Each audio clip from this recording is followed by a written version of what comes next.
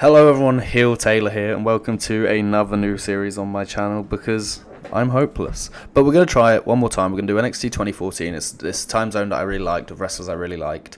The mod, a little bit messy. It's the Miracle on Baldwin Street. NXT at the time, bit fucked. It's not great. I really like the mod in every other company I've played. NXT's a little bit messy, but it's fine.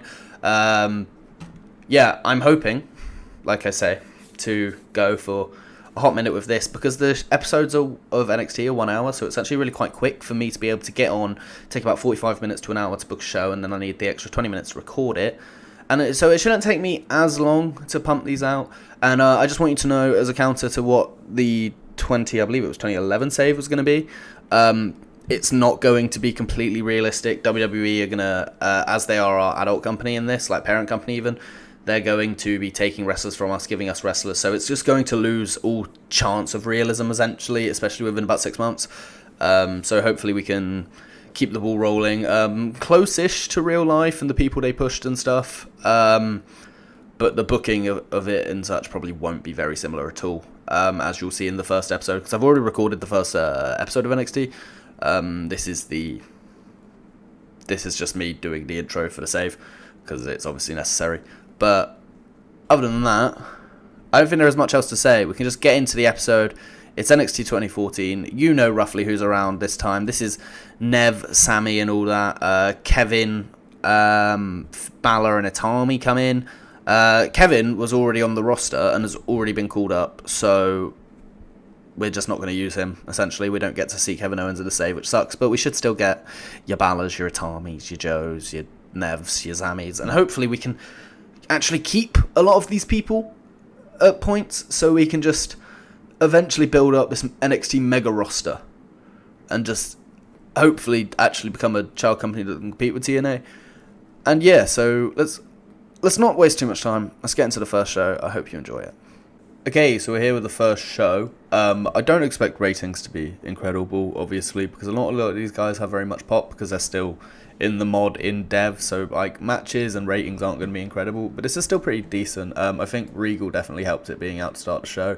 But the show starts and Bo Dallas comes out, and obviously with WrestleMania happening the past weekend in this save, 2014, where Daniel Bryan won the title, Bo Dallas comes out, he takes a chair and he sits there. And he attempts to occupy NXT in the exact same way Daniel Bryan did on Raw. You know, just sort of a way to get him a bit of heat, trying to take the mick out of Daniel Bryan. And he's also, it's kind of his character because he believes the fans are behind him. And as he believes the fans are behind him, he expects everyone to stand and occupy NXT with him. But everyone in the crowd just turns their backs. Just all they do. They did this in actual NXT. It was quite cool, to be honest. But yeah, but he's like, fine, well, I still demand my rematch with Adrian Neville. I want my title back, even though the previous by the way, the roster is a little bit messy because there are some people that shouldn't be here that are here and stuff like that, and people getting called up because it's the start of a dev save. But yeah, anyway, he's demanding his rematch with Nev comes out and he's like, why I? No. I beat you, I think twice. And he's still pushed for it. Nev's just like, you don't deserve it, what have you done to earn it? And then out comes Tyler Breeze, the man who beat Sami Zayn at the pay-per-view whenever. Literally, I think, previous weekend as well. And to actually earn the number one contender spot for Nev's title. So he comes out and he's like, well, Dallas, I understand where you're coming from, you know. Like, you feel screwed. Adrian Neville's a terrible person, obviously, and all that heel stuff. But I actually earned the shot. So, Neville, I'm the one coming for you, bud. Like, you should be scared. And then that's when William Regal comes out and he's like, right, it's all getting a bit messy now. I don't want to ruin my show. So how about in the main event tonight, Dallas and Breeze can actually team up. I know that says JBL there. When I was reading, I've just noticed here it says JBL books main event. He doesn't. It's William Regal. JBL was apparently general manager at this time, but he's not in the roster, and William Regal is. So I'm just shoehorning Regal as like he was the whole time because who needs JBL? But yeah, he's like, fine, you two can team up to face Adrian Neville and this man. Now comes Sami Zayn, the man Breeze beat for the title shot at the pay-per-view. But Zayn isn't like gassed coming out. He's a bit like, yeah, I'm happy to be here to see the fans, but I still feel really shit from losing, essentially. And then, yeah, so Regal did really well. So did Zayn, actually, which is nice to see. But Dallas, Neville and Breeze, not not amazing with the entertainment thing yet, but it's nice to see Zayn is at least. That's someone who's going to be decent at it. We're going to the next segment, and it's a 26 rated match for the opening match where the Ascension defeat Buddy Murphy and Ty Dillinger when Conor O'Brien beat Ty Dillinger with a TKO. Victor got a 29, O'Brien with a 37, Dillinger with a 31, Murphy with a 25. These are all people I'm going to do stuff with just because the Ascension and Ty Dillinger, even though I'm not the hugest fan of them, actually, I take that back, I like the Ascension, I'm not a huge fan of Ty Dillinger, but I will push them because they had good fun gimmicks in NXT, and as long as they are here, there's no point not using them, especially with Ascension as champs. Buddy Murphy's definitely going to get a big push. I really, really like Buddy Murphy, as a lot of my friends would know. But yeah, it's a good match. Then we just go into a quick segment where the Ascension come out and they do their big screams and poses after their victory. And they're like, look, we've been dominating in this division, but it's not much domination if there's, everyone in it is crap, a rising tide lifts all boats or something like that. And they're like, we need true tag teams in this division to come challenge us for the title at the next NXT takeover. Then we get a 29 rated segment. It's just Corey Graves cutting a bit of a promo where he's promising his world of chaos will one day dawn upon us and he'll burn the world to ashes. Just very anarchist things from Corey Graves. Into a 14. What a match. Raquel Diaz outrating Charlotte. Great. Didn't have much heat and terrible wrestling. Charlotte defeated Raquel Diaz in 3 minutes and 10 seconds by submission with a figure 8 leg lock. 14. That's not great, is it? But, it's something. We just want to give Charlotte a win considering she's the new champion. In the mod page was still the champion, but, she wasn't the champion at this time. Charlotte had just won the tournament, so we're just going from there. I put in this segment because I was going to have Rick with her, hopefully just boost the rating a bit.